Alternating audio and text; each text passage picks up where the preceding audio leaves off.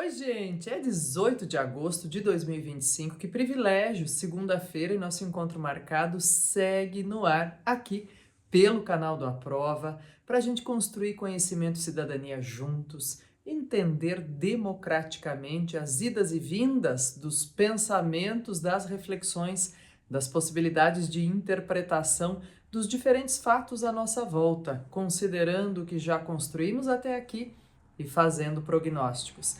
E essa ideia também nos ajuda a ter melhores argumentos quando se trata, olha, o segundo semestre está aí, e com ele uma profusão de concursos, vestibulares, processos seletivos, e é nesses pontos que nós podemos também demonstrar que conseguimos correlacionar de maneira mais efetiva, singular, apropriada, questões que estão no nosso cotidiano.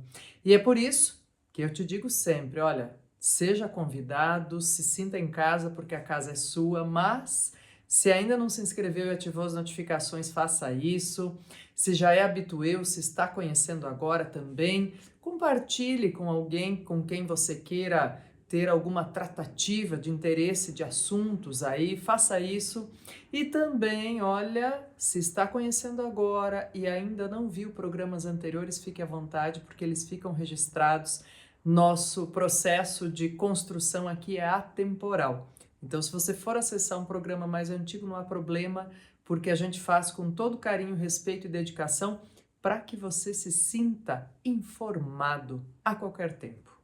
E olha, não são poucas as questões, gente, nem são sempre assim, vamos dizer, fáceis de abordar, né? E hoje também temos isso. Primeiro ponto que eu quero dizer: o frio segue por aí, parece que teremos uma semana de veranico no sul e sudeste, mas ao mesmo tempo, gente, continua o apelo a valer, sabe?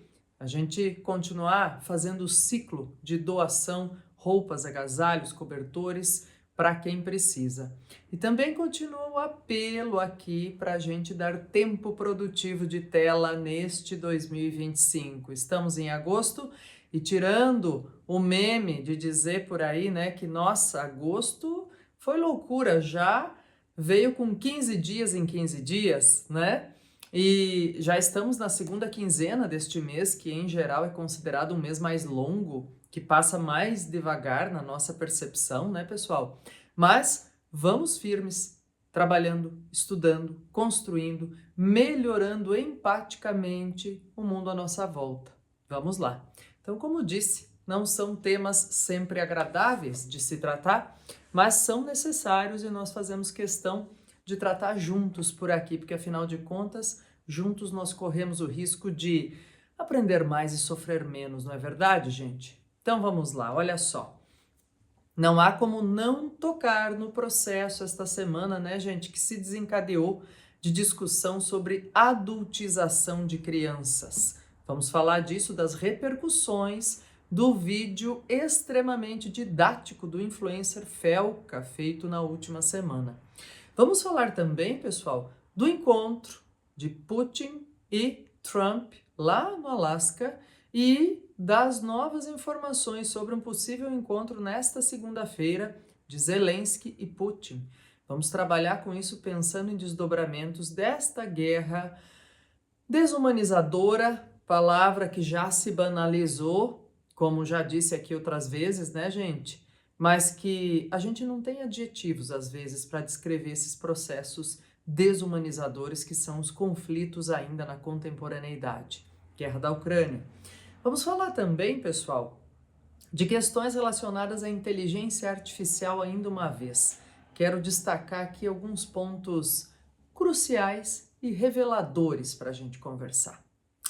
Vamos juntos, então? Bom, vamos começar direto no furor da discussão do momento, que é essa denúncia, né, gente, de adultização das crianças pelo influencer Felca. E ele usa como ponto de partida justamente a exposição de imagens, a adultização dentro das redes sociais. Mas eu quero aproveitar aqui, porque já aparecem recados, né, mensagens dizendo assim: puxa, Cleusa, será que isso cai no vestibular? Será que isso cai no Enem? Será que isso cai no processo seletivo que eu vou fazer? Olha, são dois pontos importantes aí. Primeiro deles, a gente entender todo esse conteúdo de maneira a construir cidadania e saber lidar com essas informações. O segundo ponto, gente, e claro, e consolidar o nosso comportamento também a partir disso, né? O segundo ponto, pessoal, é pensar que em vestibulares, eu diria assim, ó, que ainda estão em preparação ou processos seletivos, isso pode aparecer, inclusive como proposta de discussão de texto. Mas, vamos pensar no seguinte, gente. Esse é um exemplo muito delicado, complexo e extremamente pertinente quando se pensa em conectividade produtiva na contemporaneidade. Isso mesmo. Anote aí. Vamos lá. A adultização, gente, não é um tema novo, então vá buscando as palavras-chave aqui na minha conversa com você sobre isso. A adultização não é um tema novo.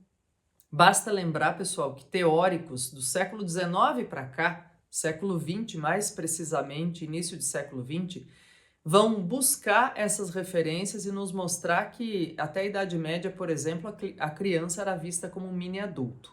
A construção de uma cultura que celebra o momento da infância, que reserva direitos às crianças, vem muito fortemente a partir do início do século XX, de maneira mais popularizada, inclusive prevista em legislações.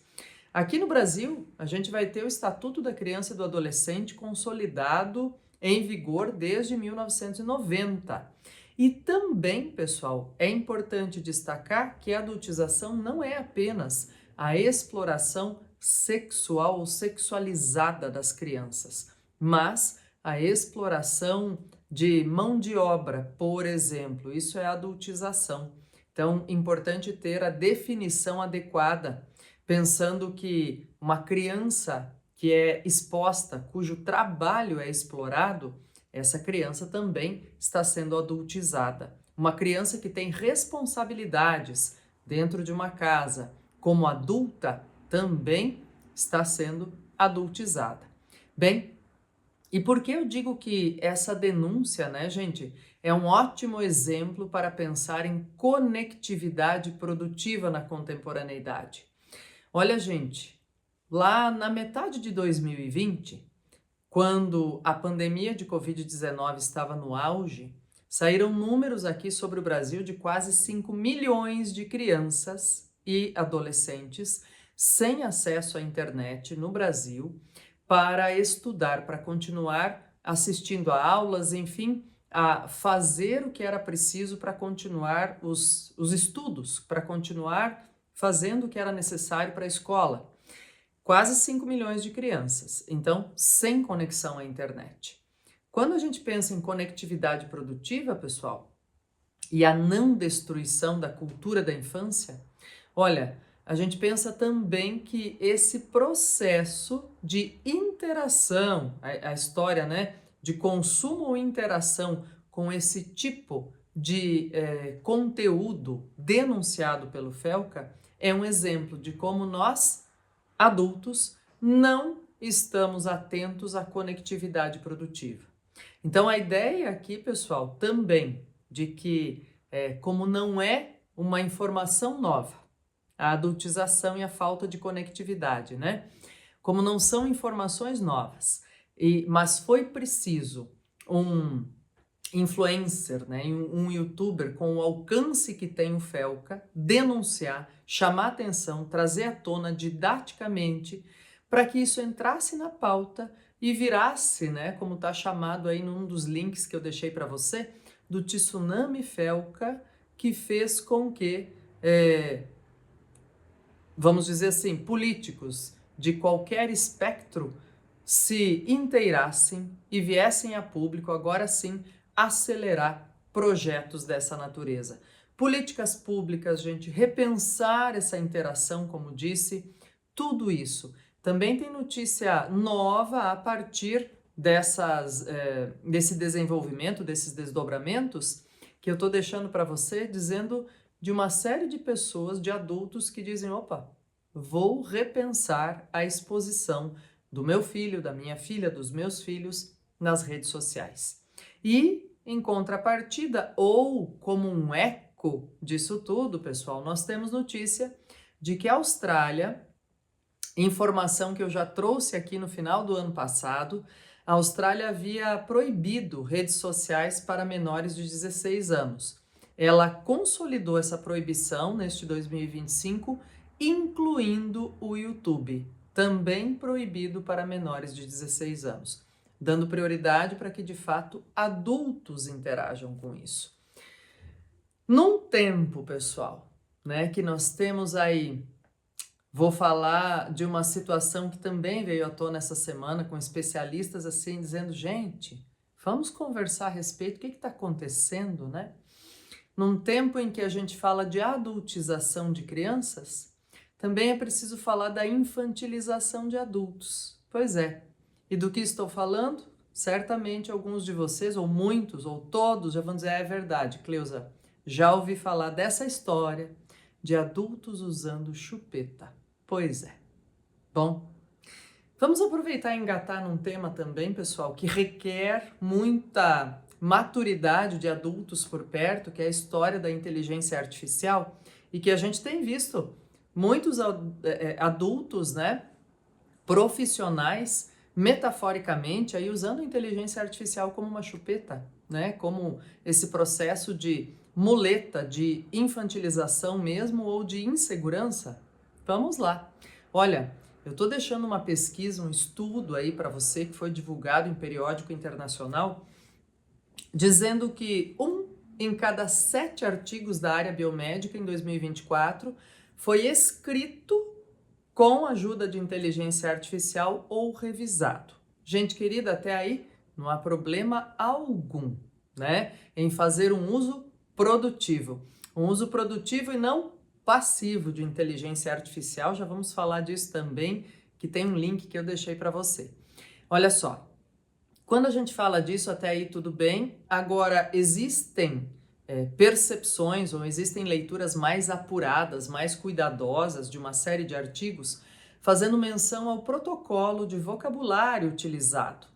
E pensando que, por exemplo, se em 2020 ou nesse processo aí por conta da pandemia a gente tinha um vocabulário produtivo em termos de conteúdo muito forte, o que vamos ter em 2024, nessa sequência de artigos, é muito mais vocabulário de estilo, ou um repertório de estilo. É importante destacar, então, olha só, que o uso da ferramenta, gente, não pode ser banalizado, né? E quando a gente faz essa afirmação, precisa entender dizendo assim, tá, mas o que é banalizar? Banalizar é, de fato, transferir as responsabilidades de alguém que pesquisa, colhe dados, analisa, transferir para a máquina, né? Agora, utilizar a máquina para ter um resultado mais rápido, para que a gente possa analisar, fazer as depurações e passar por filtro, é diferente. Também é diferente, pessoal, pensando na ideia do afeto, e daí, claro, em texto de relatório de pesquisa, a gente não está falando disso, né? Mas quando a gente fala numa escrita de maneira mais abrangente, pensar na construção cultural do tipo de palavra ou vocabulário utilizado faz toda a diferença.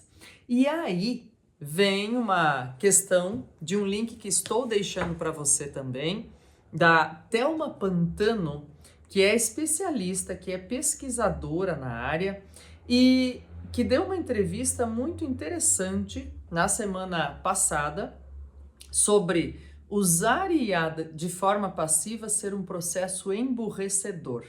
Ela diz isso com todas as letras, né, gente? E quando vem de alguém que pesquisa isso com seriedade, a gente precisa, de fato, dar uma respirada e pensar como é que nós estamos lidando. Por exemplo, se eu digo assim para um grupo de alunos, né, de estudantes, olha, vamos usar o exemplo do Felca sobre a adultização para discutir o tema da conectividade produtiva, pensando em por que é necessário que alguém com o alcance dele venha a público trazer um tema já tão conhecido pela nossa sociedade, para que ele volte a ser discutido e para que ele vire pauta no Congresso Nacional, por exemplo.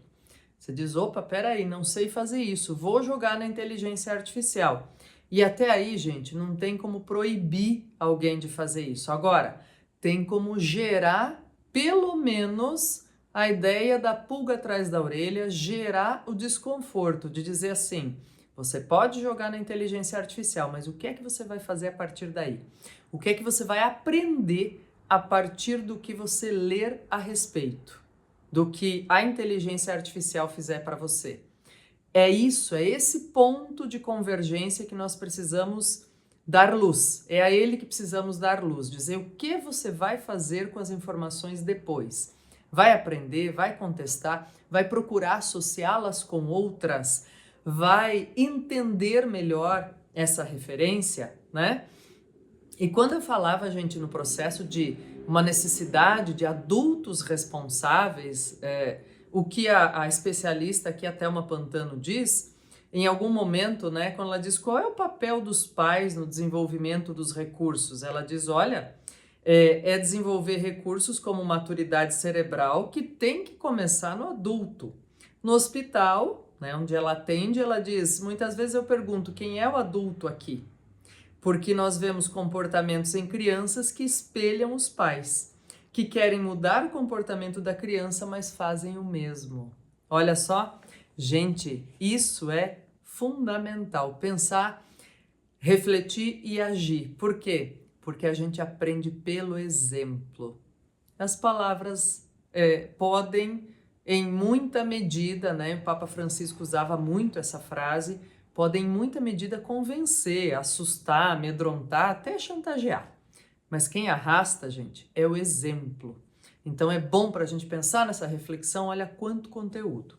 E aproveitando isso de inteligência artificial e outras questões, pessoal, quero trazer aqui esse título, Escrever é Humano. Assim, olha, não vou dizer a você do Sérgio Rodrigues, eu pude conversar com o autor nesta semana, quando do lançamento, e vou dizer a vocês, esse livro não é daqueles assim para a gente ler num piscar de olhos, né? Você pode dizer, nossa, ele é fininho. É porque é daqueles livros, pessoal, que faz referência a muita gente e a muitos escritos clássicos. E veja só o que é o subtítulo, Como dar vida à sua escrita em tempo de robôs.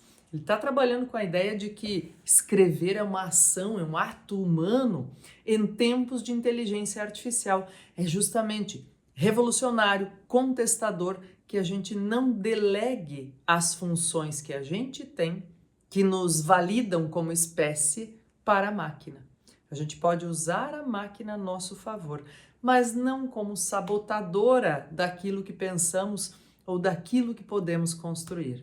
Isso é importantíssimo que a gente reflita, pessoal, na condição de adultos, que não use a IA como chupeta, né, para ficar no meme que virou na semana, e que infelizmente não é nem meme, né, gente? E que a gente consiga, de fato, como adultos, ser bons exemplos para as próximas gerações, porque nós vamos continuar convivendo, né, gente? Então a gente não pode ser egoísta nesse sentido.